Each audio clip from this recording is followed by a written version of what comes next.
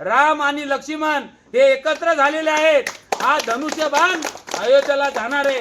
त्यामुळे विरोधकांनी कितीही वल्गना केल्या आणि आमच्यामध्ये वाद लावण्याचा जरी प्रयत्न केला तरी आम्ही एक संघ आहेत। आणि काल परवाच आम्हाला काही कार्यकर्त्यांचे फोन आले। खरिवली या ठिकाणी प्रचार चालू असताना त्या ठिकाणी संध्याकाळी 3च्या नंतर नरेश पाटील आणि भाई शिंदे यांचं प्रचंड मोठं असं भांडण झालं। परंतु मी या ठिकाणी मित्रांनो आपल्याला सांगेन का नरेश पाटील आणि मी अतिशय खांद्याला खांदा लावून आम्ही या ठिकाणी काम करतोय।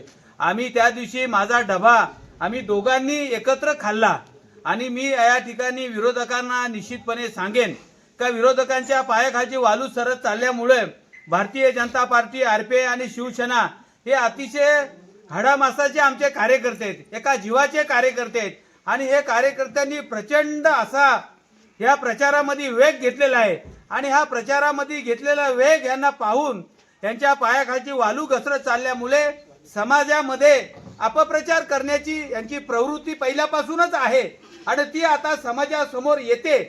समाजापुढे काहीतरी अपप्रचार करून आमच्यामध्ये काहीतरी उद्दिष्ट झालेले, आमच्यामध्ये काहीतरी वाद निर्माण झालाय अशा पद्धतीचं किलमिश समाजापर्यंत लोकांपर्यंत पोहोचवण्याचं काम हे विरोधक करतायत।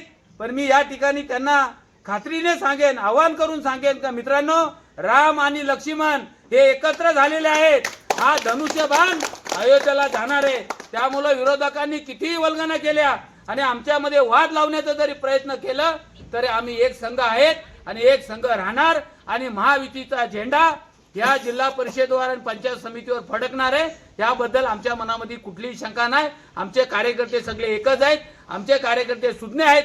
त्यांच्याकडे आता अफवा पसरण्या व्यतिरिक्त दुसरं काही राहिलेलं नाही। एवढंच मला या निमित्ताने सांगायचं आहे। आम्ही एका जीवानी, एका विचाराने आम्ही पुढे लढतोय आणि लढत राहणार आहे। धन्यवाद।